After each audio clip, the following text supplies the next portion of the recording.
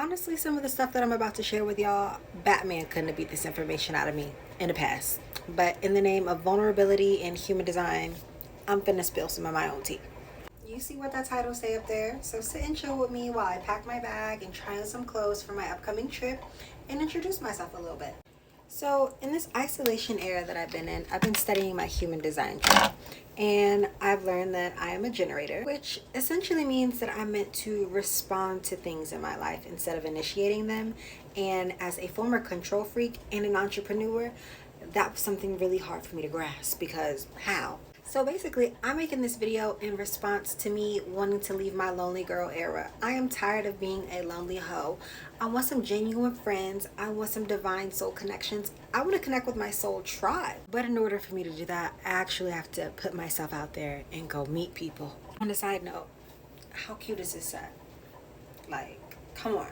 Also, I'm a 4/6 profile in human design, which means that relationships and connections are extremely important for me in this life, but like not superficial ones. Like I really need deep, soul-hugging relationships to really feel fulfilled. Also with this profile, it's damn near impossible for me to sell to strangers. So as an entrepreneur, looking at that and finding that out, it really makes sense why I've been failing in a lot of aspects because people really need to feel like they know me and that they're connected with me in order to be connected to me when I'm selling my products. So I'm just going to take the time to introduce myself right here, right now over the internet. So if you're watching this video right now, we're no longer strangers.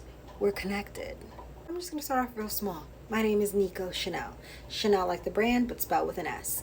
And Chanel is actually my first name. Nico is not a name that I was born with. I adopted it because I wanted to drop my real last name because it's associated with my paternal side and I don't acknowledge my assigned earthly father because he traumatized me and abused me my whole childhood and adolescence. So I dropped him like I dropped the last name.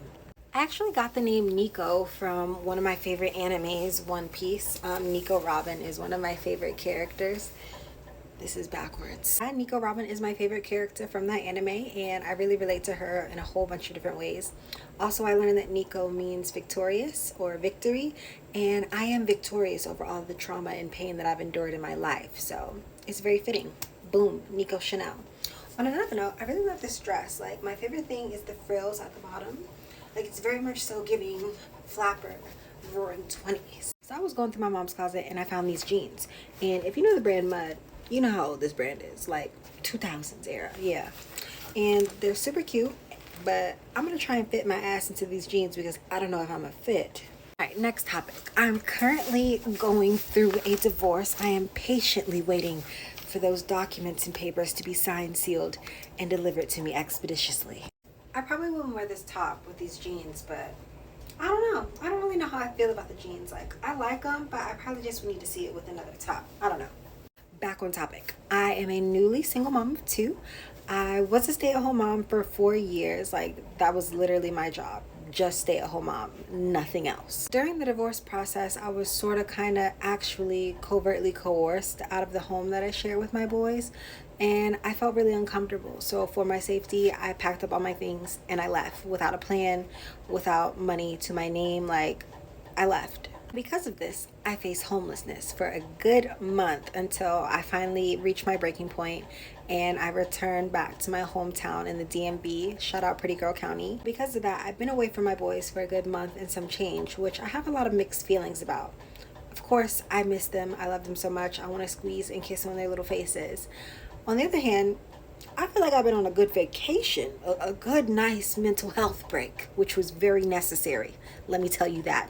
Because like I said, my job was just stay-at-home mom, nothing else. And that can drain a bitch down if you're not around the right people and if you don't have the right resources. But my recent experience with homelessness was not even my first experience with homelessness. I actually experienced it 2 additional times prior.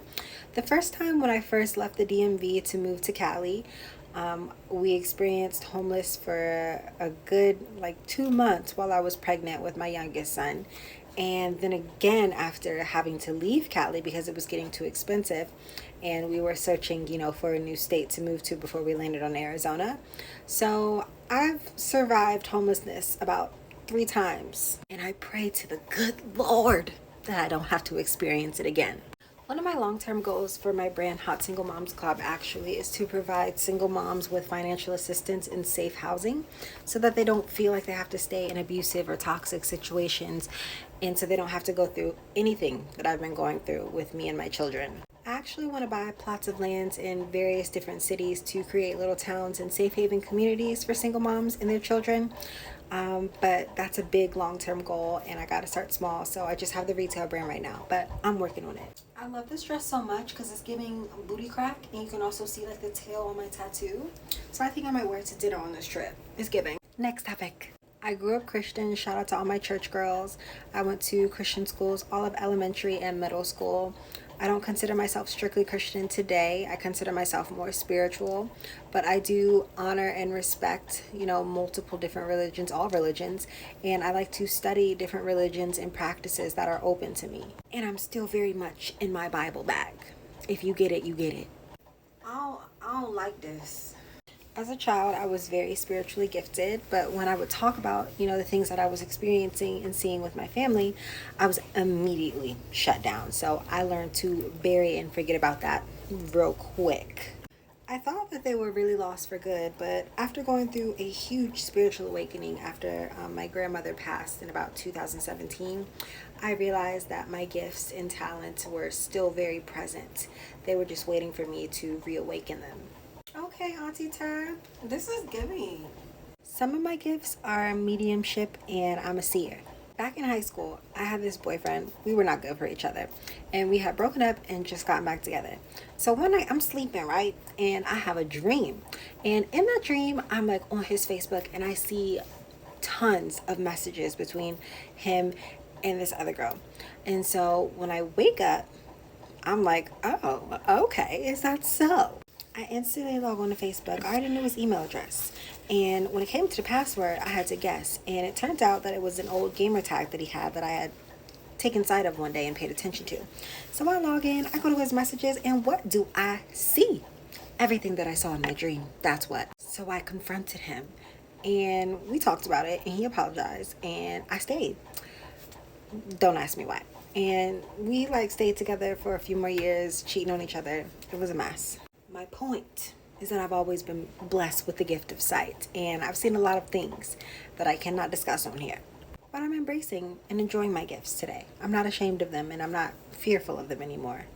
This is not really made for my body type. Maybe when I get my breast reduction and my boobs return to up to here, but not right now. This one's a little better, I think. It's kind of giving Flintstone jungle gear. I've been through a lot of heavy shit in my life, and I feel like that's why I'm so goofy and such a comedian, because I feel like I have to laugh through my trauma to help me survive it. That could also be my Sagittarius sun. I can make a joke out of the most serious things. It's actually a problem. I've been through domestic violence, and one time my ex bit me in the face so hard that he left a big lump, and it was black, blue, purple, teeth marks, everything. It was bad. And after I finished crying, hours later, I started making funny videos and taking funny pictures on my phone, making a joke out of it. I don't take anything seriously. If I did, I'd probably be dead. I'm running out of time, so let's end this with 2 truths and a lie. So mine are, when I was younger, I did a cereal commercial on TV. I have a black belt in Taekwondo, and I did the weather for the news also when I was younger. Which one's the lie? Damn, I look good. Mother of 2, where? I got this matching tattoo with my ex-best friend. We not cool no more. It says my sister's keeper, but I'm gonna get it lasered off soon because it's not really feeling like a sisterhood no more. Damn, this is a long video. Kudos if you sat through it. Bye.